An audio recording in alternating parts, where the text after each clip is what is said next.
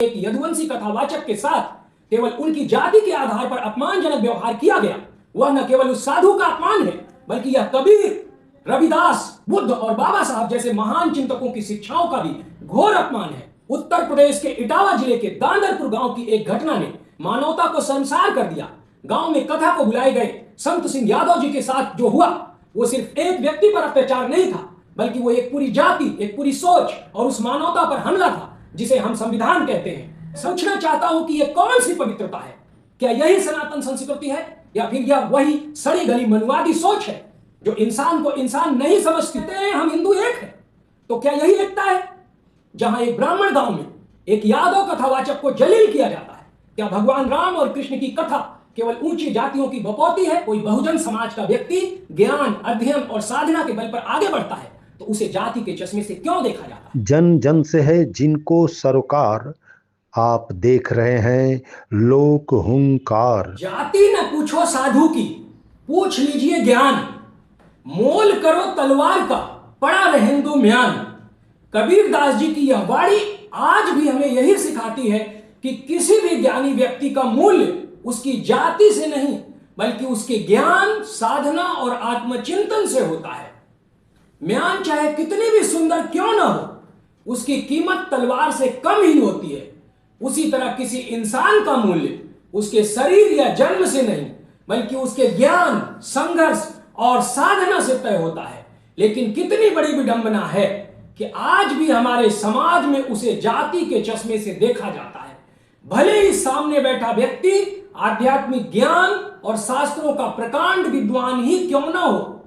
हाल ही में जिस प्रकार एक यदुवंशी कथावाचक के साथ केवल उनकी जाति के आधार पर अपमानजनक व्यवहार किया गया, वह न केवल उस साधु का अपमान है, बल्कि यह कबीर, रविदास, बुद्ध और बाबा साहब जैसे महान चिंतकों की शिक्षाओं का भी घोर अपमान है। जिस समाज को ज्ञान और विचारों के आधार पर आगे बढ़ना चाहिए था, वह आज भी म्यान यानी जाति को तलवार यानी ज्ञान से ऊपर रख रहा है। इस एक घटना ने हमें आईना दिखा दिया है कि जाति व्यवस्था अब भी जिंदा है, और वह भी सबसे ज्यादा वहां जहां सबसे पहले खत्म होनी चाहिए थी, धर्म के मंच पर। उत्तर प्रदेश के इटावा जिले के दांदरपुर गांव की एक घटना ने मानवता को शर्मसार कर दिया। गांव में कथा को बुलाए गए संत सिंह यादव जी के साथ जो हुआ, वो सिर्फ एक व्यक्ति पर अत्याचार नहीं था, बल्कि वो एक पूरी जाति, एक पूरी सोच और उस मानवता पर हमला था जिसे हम संविधान कहते हैं। संत सिंह यादव, जिनका काम है कथा कहना, धर्म की शिक्षा देना, राम और कृष्ण की कथा सुनाना, लेकिन आज ये खुद एक ऐसी कहानी का पात्र बन गए हैं जो शर्मिंदा कर देती है पूरे समाज को। क्यों? क्योंकि उन्होंने कथा कहने की हिम्मत की। क्यों? क्योंकि वो ब्राह्मण नहीं थे। क्यों? क्योंकि वो पिछड़ी जाति से थे। कथा के बीच उनकी जाति पूछी गई और जब जवाब मिला यादव, तो उन्हें पीटा गया।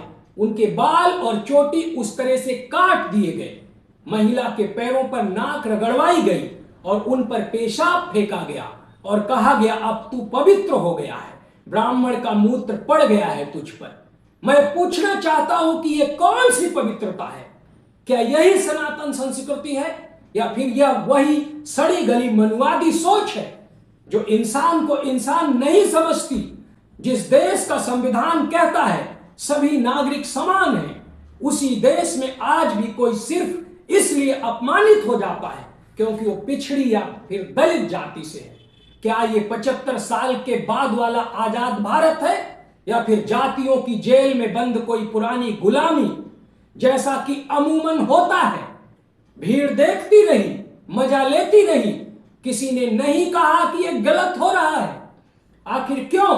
क्योंकि जाति उनके जेहन में जहर बन चुकी थी, और यह जहर फैलाया गया है उस सोच से जिसने सदियों से ब्राह्मण को सर्वोच्च और बाकी सबको दोयम समझा। जरा सोचिए, क्या ये 2025 का भारत है, या फिर वो पुरानी मनुवादी व्यवस्था जहां इंसान का मूल्य उसके कर्म से नहीं, बल्कि उसकी जाति से तय होता था? हम कहते हैं हम हिंदू एक है, तो क्या यही एकता है? जहां एक ब्राह्मण गांव में एक यादव कथावाचक को जलील किया जाता है। क्या भगवान राम और कृष्ण की कथा केवल ऊंची जातियों की बपौती है? मैं कहता हूं यह सिर्फ कथावाचक और उनके साथियों का अपमान नहीं था, यह संविधान का अपमान था। डॉक्टर आंबेडकर के उस भारत का अपमान था जिसमें सबको बराबरी का हक है। सरकार बताए, क्या यादव होना अपराध है? क्या पिछड़ी या दलित जाति से होना अपराध है? क्या कथावाचक की जाति को देखकर उसके साथ न्याय होगा? या अब भी शासन चुप रहेगा क्योंकि अपराधी किसी सवर्ण गांव से है? हम इस घटना की घोर निंदा करते हैं। हम उत्तर प्रदेश सरकार से मांग करते हैं कि दोषियों पर कड़ी से कड़ी कार्रवाई की जाए।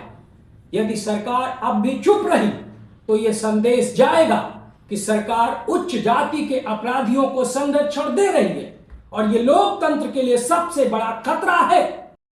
क्या आज भी 21वीं सदी के भारत में सम्मान कर्म से नहीं वंश से तय होता है?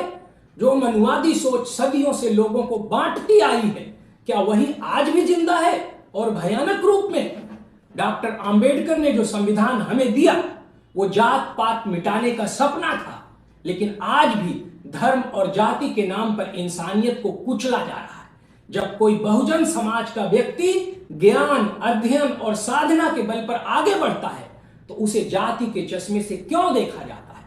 यदुवंशी कथावाचक के साथ हुई घटना सिर्फ एक व्यक्ति का नहीं बल्कि पूरे बहुजन समाज के सम्मान का अपमान है। यह घटना हमें याद दिलाती है कि समाज में अभी भी वर्ण और जाति की दीवारें जिंदा हैं और दुर्भाग्य की बात यह है कि इन दीवारों को गिराने की बजाय हम खुद ही उन्हें और मजबूत कर रहे हैं। कभी किसी साधु के चमत्कार में उलझकर तो कभी किसी ब्राह्मणवादी व्यवस्था की प्रशंसा करके। यह किसी एक व्यक्ति की लड़ाई नहीं है, यह हर उस व्यक्ति की लड़ाई है जो जाति से नहीं कर्म से अपना सम्मान चाहता है। अब समय आ गया है जातिवाद से मुक्ति का, मनुवाद से टक्कर का, न्याय की नई इबारत लिखने का। चुप मत रहो, आज किसी और के साथ हुआ है, कल तुम्हारे साथ भी हो सकता है। आखिर में मैं बहुजन समाज से यह सीधा सवाल पूछना चाहता हूं, जब बाबा साहब ने हमें संविधान का रास्ता दिखाया, हमें वैज्ञानिक सोच और बराबरी का हथियार दिया, तो फिर हम अंधविश्वास और पाखंड की ओर क्यों लौट रहे हैं? जब हमें संविधानवादी और अंबेडकरवादी बनना चाहिए, तब हम पाखंडवादी क्यों बनते जा रहे हैं? जो समाज ज्ञान और न्याय के आधार पर खड़ा हुआ था वह अब फिर से ढोंग, जातिवाद और ढकोसलों में उलझ रहा है। यह समय है आत्ममंथन का। हमें तय करना होगा कि हम बाबा साहब के विचारों के साथ खड़े हैं या फिर उन्हीं ढकोसलों में जिनसे उन्होंने हमें आजाद किया था। बहुजन समाज को अब तय करना होगा कि वह अपने बच्चों को ज्ञान, तर्क और संविधान की शिक्षा देगा या फिर से उन्हें अंधभक्ति और भाग्यवाद की बेड़ियों में जकड़ देगा। यह दौर राम कथा और कृष्ण कथा कहने और सुनने का नहीं है, बल्कि संविधान पढ़ने और समझने का है। यदि हम अब भी नहीं जागे तो पाखंडी ताकतें हमें फिर से उसी सामाजिक गुलामी की ओर धकेल देंगी जिनसे निकलने के लिए बाबा साहब ने पूरी जिंदगी संघर्ष किया। बहुजन समाज को अब चुप नहीं रहना है, अब बोलना है, सोच बदलनी है और पाखंड के खिलाफ संविधान और शिक्षा को हथियार बनाकर संघर्ष करना है। इटावा में कथावाचक के साथ हुई घटना निंदनीय है और इसका विरोध किया जाना चाहिए, लेकिन इसके साथ ही हमें आत्मचिंतन भी करना होगा कि आखिर हमारा बहुजन समाज आज भी पाखंड, अंधविश्वास और झूठी धार्मिक कहानियों में क्यों उलझा हुआ है।